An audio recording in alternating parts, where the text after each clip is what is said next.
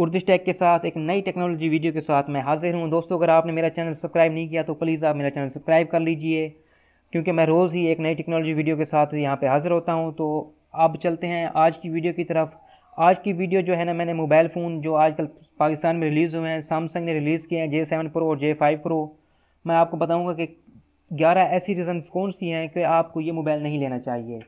तो हम चलते हैं पहली रीज़न की तरफ। जो हमारी पहली रीज़न है वो इसकी प्राइस है। आप देखें इसकी प्राइस, सैमसंग J7 Pro की जो प्राइस है वो 36,999 है, जबकि J5 की जो प्राइस है वो हमारे पास 31,999 इन्वाइस रेट है इन दोनों का। तो आप इन दोनों की इन्वाइस रेट देख लीजिए और इनकी स्पेक्स देख लीजिए। तो 3 GB रैम और 16 GB रोम, सिर्फ 16 GB रोम आपको इतनी ज़्यादा महंगी, यानी कि मिड रेंज से भी ज़्यादा रेंज में आपको ये इतने महंगे मोबाइल मिल रहे हैं। तो अब हम अगर दूसरे पॉइंट की तरफ चलें तो दूसरा पॉइंट जो है इसकी बैटरी है।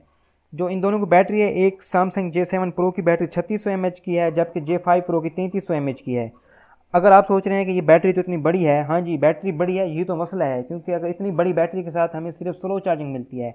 1.5 मिली एम्पियर बैटरी के साथ, चार्जर के साथ हम इसकी बैटरी को चार्ज करते हुए तकरीबन 4 से 4.5 घंटे लग जाते हैं। जी हाँ, ये इसका सबसे बड़ा ड्रॉबैक दूसरा हो गया। अब हम तीसरे ड्रॉबैक की तरफ चलें तो हमारा जो तीसरा ड्रॉबैक है वो है हमारा इसका प्रोसेसर। इसका जो प्रोसेसर है वो Exynos 7870 चिप है, जो कि ऑक्टा कोर चिप है। लेकिन इसकी सबसे बुरी बात यह है कि ये 3 साल पहले भी ये चिप हमारे पास J5 में आई थी और J7 में आई थी। फिर उसके बाद हमारे पास J7 Max हो गया, J7 प्राइम हो गया, J7 2016 हो गया, और अब J7 2017 वर्जन यानी J7 Pro हो गया। इन सब में वही सेम चिप आ रही है। J5 में भी यही सेम चिप है। ये 3-4 साल काफ़ी पुरानी चिप है, इसकी कोई ख़ास परफॉर्मेंस नहीं है। अब अगर हम चौथे पॉइंट की तरफ चलें तो हमारा चौथा पॉइंट जो है ना, इनका स्पीकर है। आप कहेंगे कि स्पीकर की आवाज़ कम है, नहीं, बिल्कुल नहीं। स्पीकर की जो प्लेसमेंट है वो बहुत गलत है। आप अगर इसके स्पीकर की प्लेसमेंट देखें तो हमारे पास पावर बटन के साथ ऊपर है साइड पे, यानी कि इसके स्पीकर हैं। तो आप जैसे ही कोई मूवी या कोई मोबाइल पे कोई गेम खेलना चाहते हैं तो आपकी उंगली जो है ना एक्सीडेंटली उसी स्पीकर पे ही आ जाती है।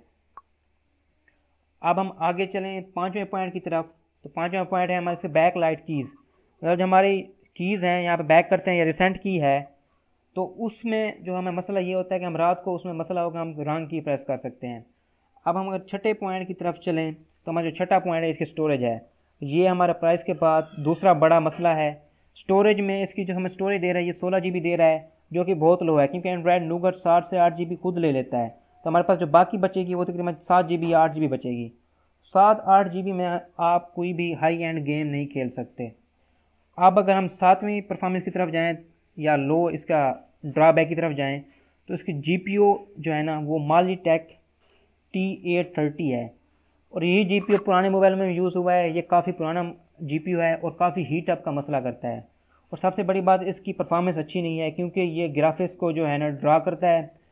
और आप गेम्स अगर अच्छी खेलना चाहते हैं, नोवा 3 या फिर Asphalt 8 वगैरह गेम्स खेलना चाहते हैं, या फिर GTA San Andreas खेलना चाहते हैं, तो उसके लिए ये कोई अच्छा GPU नहीं है। आठवां जो पॉइंट है हमारा USB पोर्ट है। USB पोर्ट हमारे पास 2.0 दे रहा है, और अगर USB पोर्ट 3 या 3C की बात करें तो वो काफ़ी फास्ट होती है डेटा के लिहाज से भी और चार्जिंग के लिहाज से भी। यहाँ चार्जिंग की बात तो हम पहले ही कर चुके हैं, लेकिन अगर डेटा की बात करें तो USB पोर्ट 2 के ज़रिए हमारा डेटा बहुत ही स्लो बैकअप हो जाता है। अगर हम लैपटॉप में या PC में बैकअप करना चाहें तो बहुत ही स्लो बैकअप होगा। नवी बात जो है ना, इसकी हमारी फिक्स बैटरी है। हमारे पास जो बिजली है ना वो काफ़ी लोड शेडिंग होती है, बार बार वोल्टेज लो होते हैं, तो इस लिहाज से बैटरी जो ख़राब होने के चांसेस हैं वो काफ़ी ज़्यादा हैं। हम इतने ज़्यादा पैसे देकर मोबाइल लेना चाहते हैं ताकि हम 1 साल 2 साल आराम से यूज़ करें, लेकिन इसकी बैटरी पहले ही ख़राब हो जाती है तो फिर मोबाइल आपको पता है ओपन करना पड़ता है, तो फिर इसकी रेंज या प्राइस जो आप हैं वो काफ़ी गिर जाएगी। उसके बाद हम 10वें पॉइंट की तरफ जाएँ तो 10वां पॉइंट जो है ना, हमारे पास J7 Pro जो है वो उसकी LCD फुल HD है, उसमें सुपर एमोलेड डिस्प्ले है। लेकिन जो J5 Pro है वो सिर्फ HD डिस्प्ले है, यानी 720 पिक्सल है, और उसके जो पिक्सल्स पर इंच हैं 282 हैं। J5 Pro के पिक्सल्स पर इंच 282 हैं, जो कि काफ़ी लो हैं, और इस रेंज में तो बहुत ज़्यादा लो हैं। क्योंकि अगर हम नीचे स्लो छोटे मोबाइलों में बात करें तो वो 300 से 400 तक होते हैं, वो भी 20,000 की रेंज में। हाँ, लेकिन J7 Pro जो है ये फुल HD है। अब हम अगर 11वें पॉइंट की बात करें तो 11वें पॉइंट में हमारे पास जो J5 Pro है इसमें हमें एंड्रॉयड का OS 7.1 आ रहा है, जबकि J7 में आ रहा है 7.0। जी हाँ, आप 5,000 ज़्यादा दे रहे हैं और आपको जो एंड्रॉयड वर्जन है वो कम मिल रहा है, अपडेट नहीं हो रहा। अच्छा, ये हमारा कंक्लूजन था। अब हम आगे चलते हैं कि अगर आप सैमसंग के ये मोबाइल नहीं लेना चाहते तो आपको कौन कौन से मोबाइल लेने चाहिए। अगर आप सिर्फ सैमसंग के मोबाइल लेना चाहते हैं तो फिर आपके लिए बेस्ट चॉइस इस रेंज में ये है कि आप इस में रेंज में S7 एज ले सकते हैं, यूज़ में नोट 4 ले सकते हैं, नोट 4 40 का न्यू आ रहा है, और आप S6 एज ले सकते हैं, वो अच्छी कंडीशन में आपको मिल जाएगा। अगर आप सिर्फ न्यू मोबाइल ही लेना चाहते हैं तो फिर C7 प्रो आपको अच्छी चॉइस रहेगी।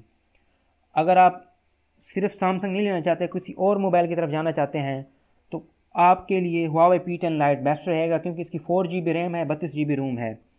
अगर आप ये मोबाइल भी नहीं लेना चाहते तो फिर आपके लिए कोई अगली चॉइस जो है ना वो LG G4 है। LG G4 है तो पुराना सेट, लेकिन इसमें जो है ना फ्लैगशिप के जो है ना फीचर्स हैं। ये LG G4 जो है ये LG का फ्लैगशिप फ़ोन है। अब हम अगले फ़ोन की तरफ जाएँ तो हमारे पास है Oppo F320, जो है ना ये हमें 28,000 में मिल रहा है। इसकी 4GB रैम है, 64GB रोम है, फुल HD डिस्प्ले है इसकी। अब हम अगले फ़ोन की तरफ जाएँ तो हमारे पास Huawei Honor 6X है।